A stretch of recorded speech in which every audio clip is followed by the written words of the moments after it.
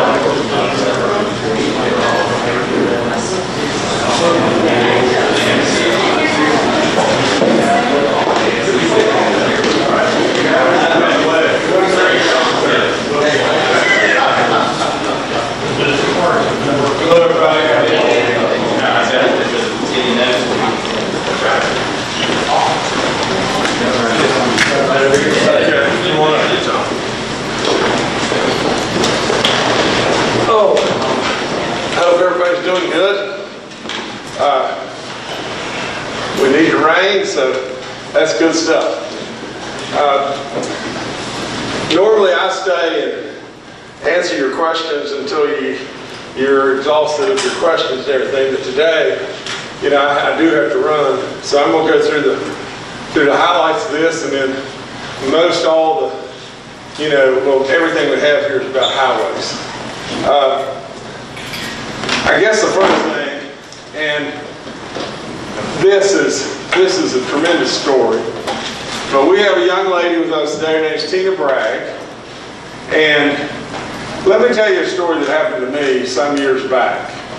But I was in Iron Gate, Virginia, and there was a vehicle. Well, first of all, there was a lady. It was drizzling rain like it is today. It may rain pretty hard.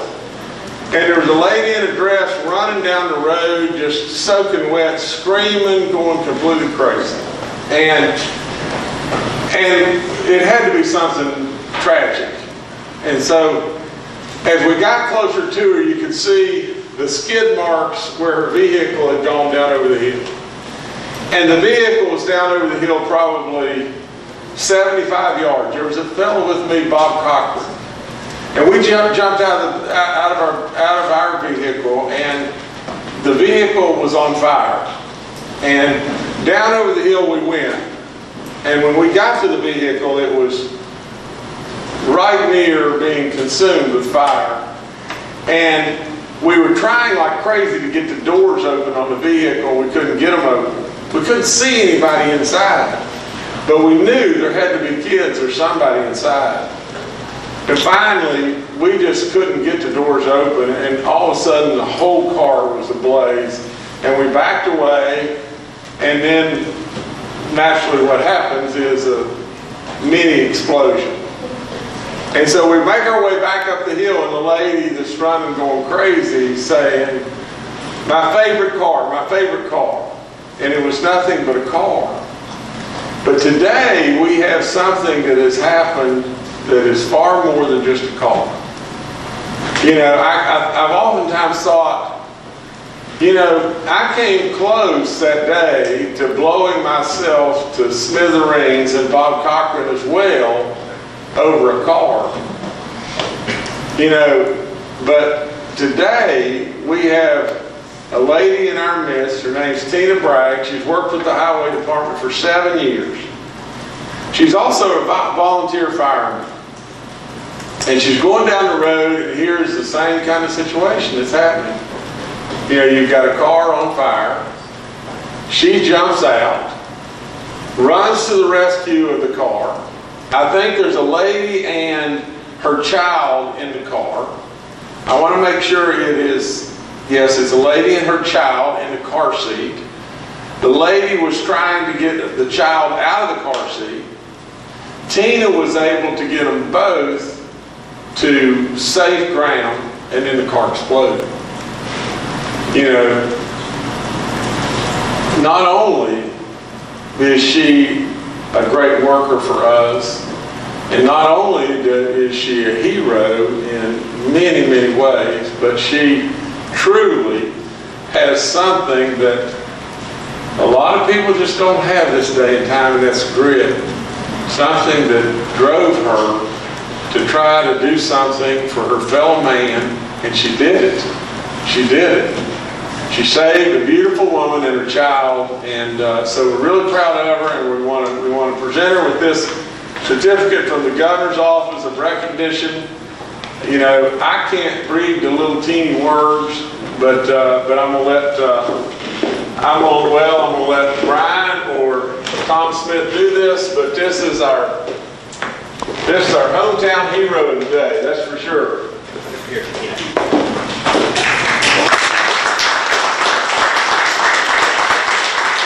This says, from the Office of the Chief Executive, greetings. Be it known that Tina Bragg, West Virginia Division of Transportation Supervisor of the I-68 Coopers Rock Maintenance for Monongahela and Preston Counties, has been awarded the Certificate of Recognition for going above and beyond the call of duty when she stopped to help save a mother and child on Interstate 68 before their car exploded into flames.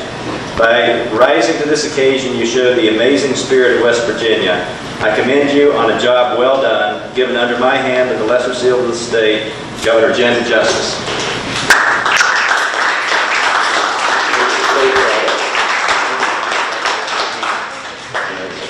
And that's neat stuff right there. And she said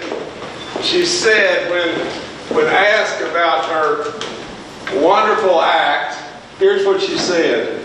She said, she said, my training as a firefighter just kicked in, and I was able to get them out into a safe distance.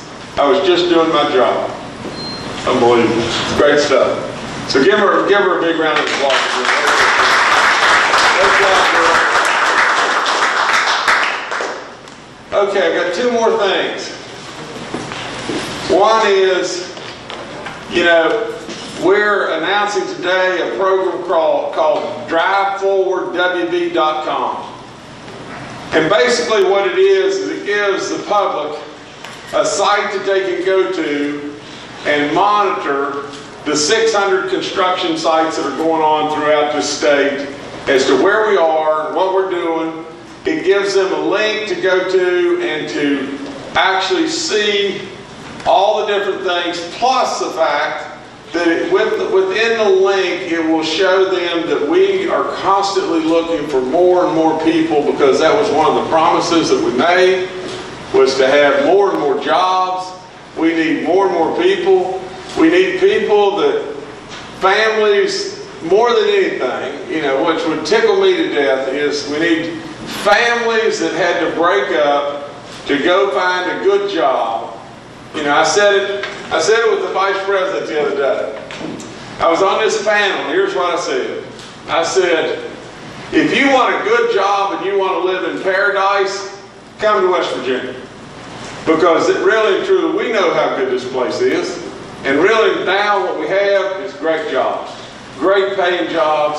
And so we're looking for good people, and we want our families to come back together. So now we have a link, and you'll be able to go to it and monitor everything that's going on in the Roads to Prosperity program, and which is, for good or for bad, it's the centerpiece of what I felt like we needed to do to jumpstart this state and get our state moving. And it's done that, and we're really proud of what's going on. Now the other thing is, and you can tell by the tone of my voice, I'm hurrying because I've got to go here. But we're also announcing a SWAT team, and how we came up with this name, I don't know. I mean, but it's Safety with Action Today. Now, think about this.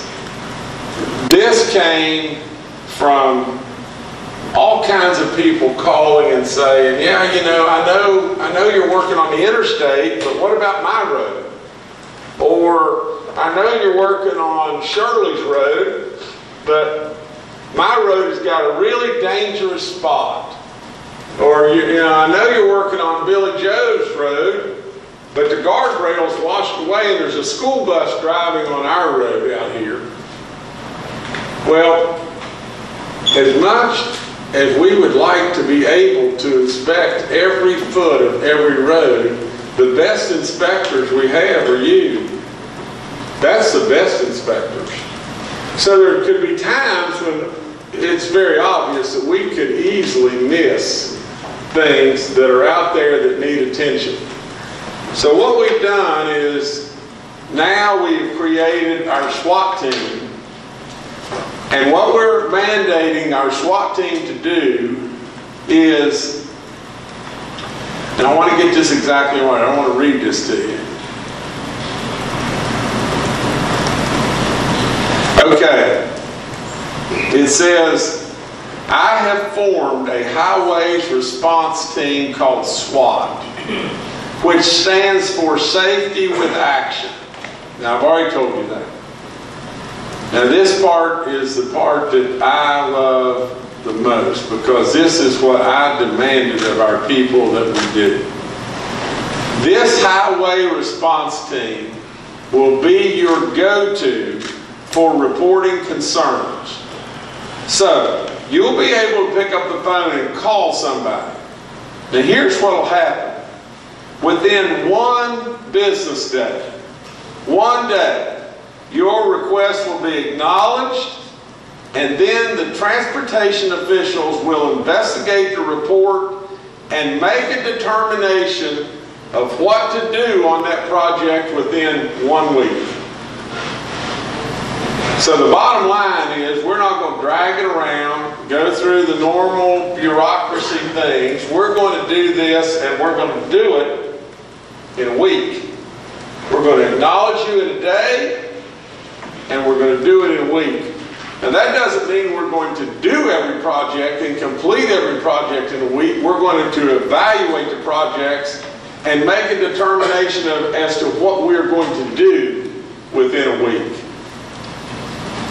You know, like I've said many times, this roads thing can drive us to an economic level and prosperity beyond belief.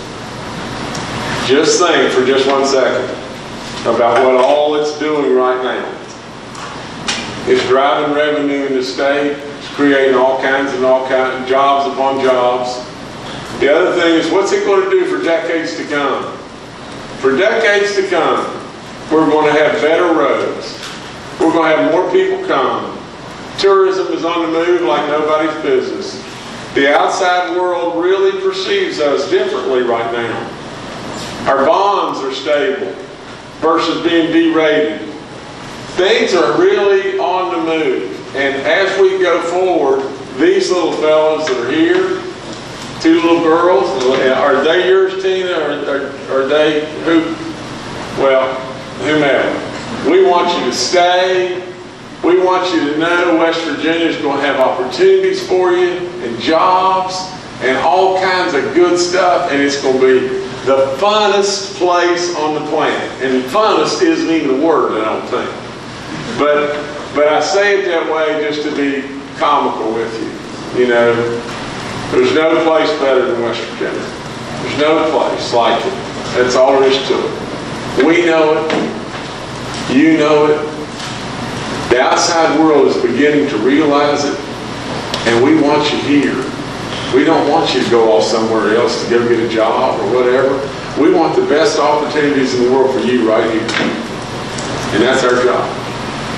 Now, I know you may have a bunch of questions in regard to highways and stuff like that, and normally, like I said, I'd hang out with you forever and everything, but on this situation, I've got to run. I've got to meet some people over at the mansion, and I've got to go. But anyway, thank you so much. And Tom Smith will take over now. Thank you, Tom. Okay, thank y'all.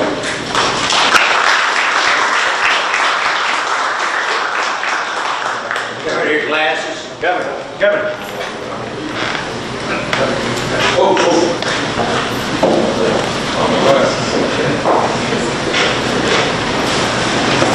Would you mind sitting down, Mr. Smith? Sure.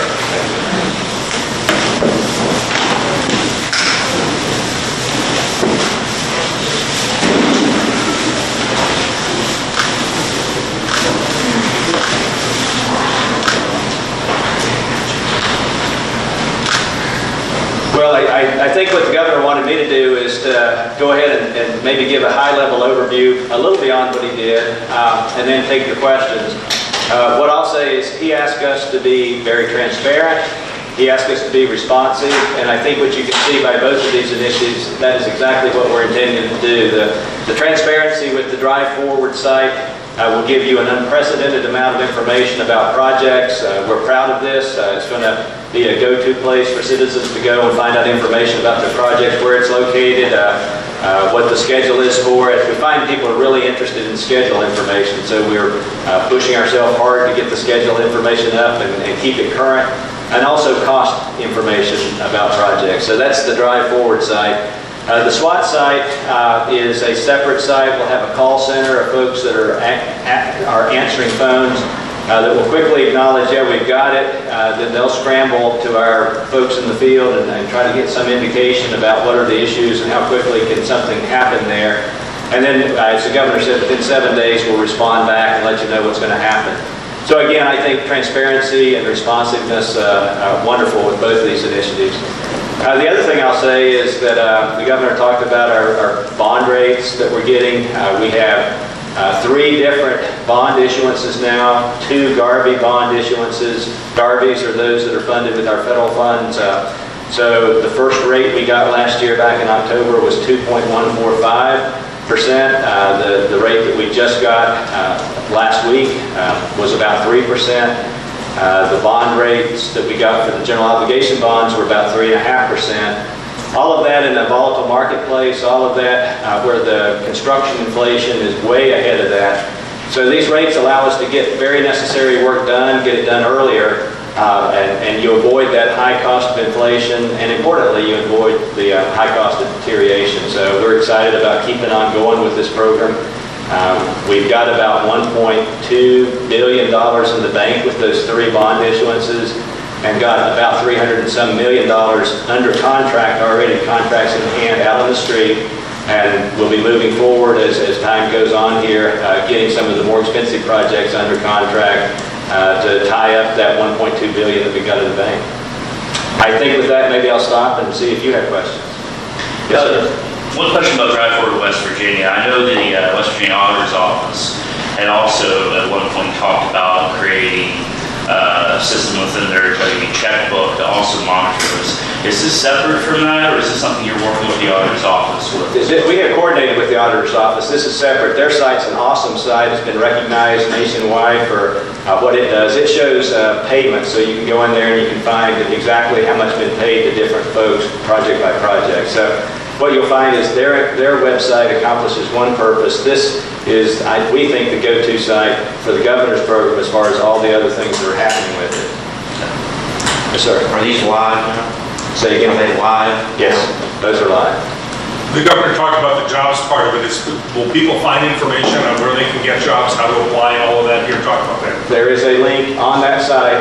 When you go to West Virginia DOT site or westvirginiaroads.gov, you'll find a link that takes you to job opportunities with our hiring. Ballpark figure, how many jobs might you have available right now? The number that we've had, we're under quota about 500, and we've made some progress in hiring with that. We haven't made as much progress as I'd like to have. What we're trying to do is examine what we can do for recruiting and retainage of folks. And so we know we need folks. That's why I like what the governor said to the young people who are here today, that this program is intended to help us find ways that West Virginians can stay at home, or importantly, West Virginians can come back. What kind of jobs do you need within that 500? You talking forensic accountants or inspectors on the site, or what are we talking about? Well, not forensic accountants necessarily, but we do need accountants. We need environmental scientists, we need engineers, we need technicians, we need to work for the health of our organization, the health of West Virginia DOT. We need a lot of jobs like our shopkeepers that actually supply things out there to our district offices. So it's kind of from soup to nuts, a little bit of everything. The I-70 bids came in $102 million over estimate.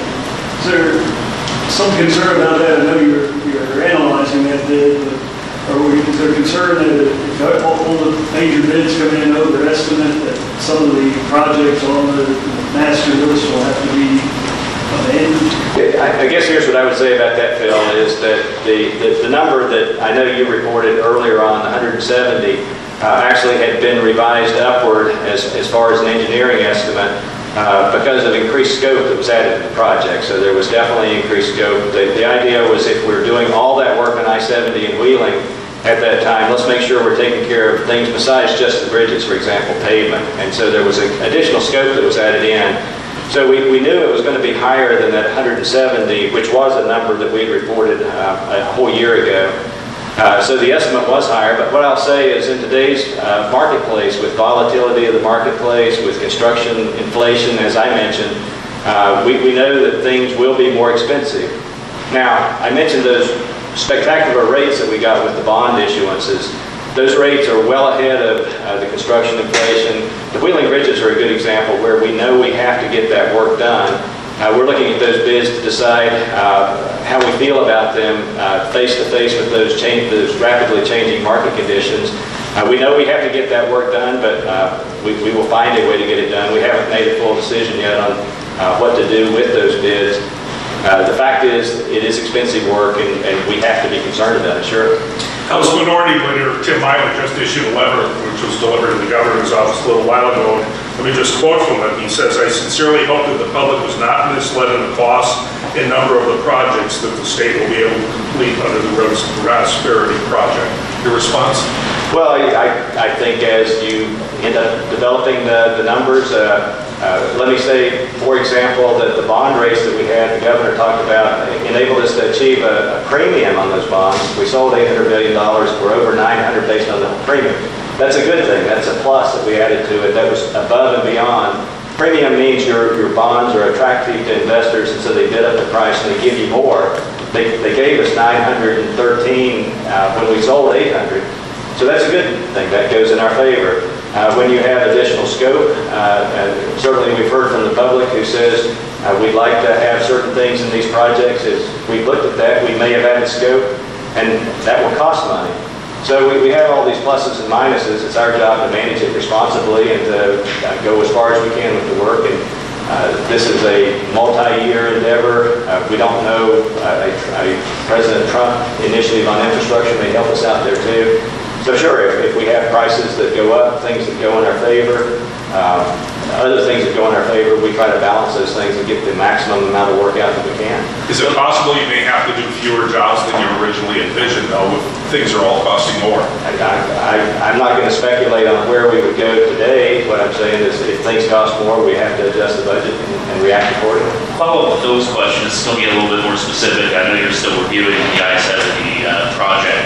But I know this is a problem some of the smaller municipalities are having in regards to asphalt. I know Parkersburg had to revise their original budget because that came in higher than what they expected. I think they're paying $105 per ton. I think on your website, unless I'm misinterpreting the data, it looks like it showed $494 per ton. How much is asphalt playing into that project in particular, but the projects moving forward? Asphalt prices have gone up. The Associated General Contractors and our partners with the Contractors Association of West Virginia in their newsletter remarked that I think the construction inflation last year was 8.8%, somewhere thereabouts.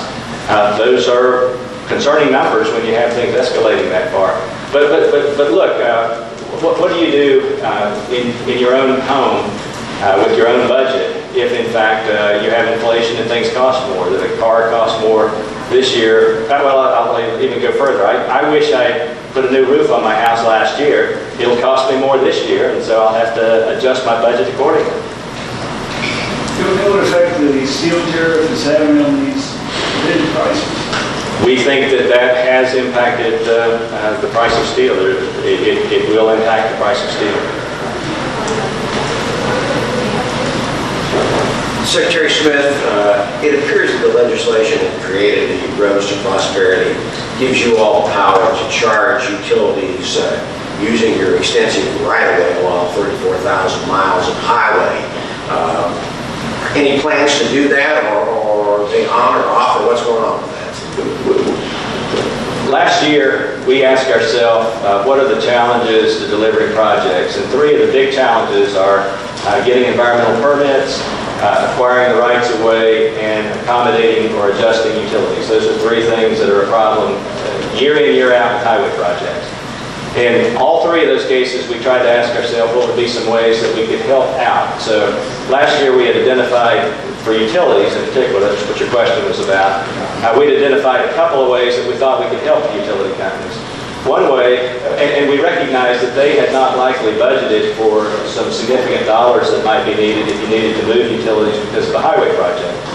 So one way that we thought about doing this was to advance dollars to them to actually get the work done with the idea that they pay us back over time. We're thinking that's still a good strategy. The second thing that we thought we were going to do, which is something that a number of states around the country have done, an innovative approach that we like, but it's been very hard to figure out how to do it here, and we're still trying to work on it.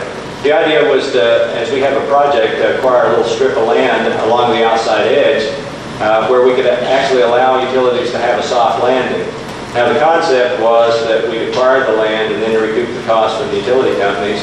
Again, it was intended to be there to help them. Now, I know there's been some misinformation that has gotten out saying that this is the highway department trying to make money off of right-of-way. That's not the case at all, period, not the case at all. What we're trying to do is help, but we're trying to work through the issues there to see if we can find a way to help utility companies. Ultimately, if we need them to move for a project, they have to move at their expense. We thought this was a good strategy that would help that, and yet it's proven difficult to actually get off the ground. So there aren't any plans to retroactively or annually tax the lines that are already in existence? This was intended as we go forward to try to work with utility companies in a way that helped them.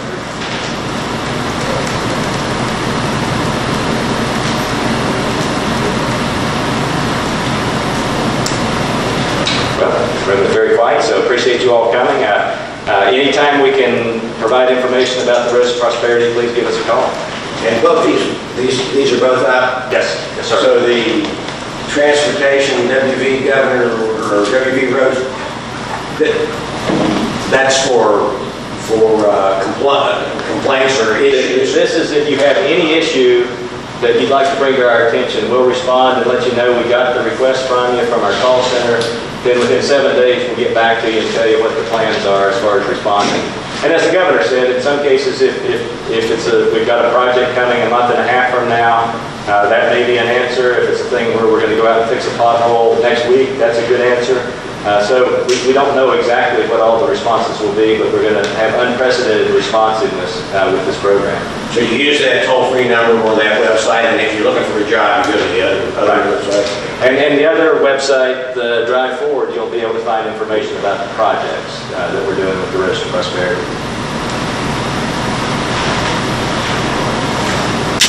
Thank you.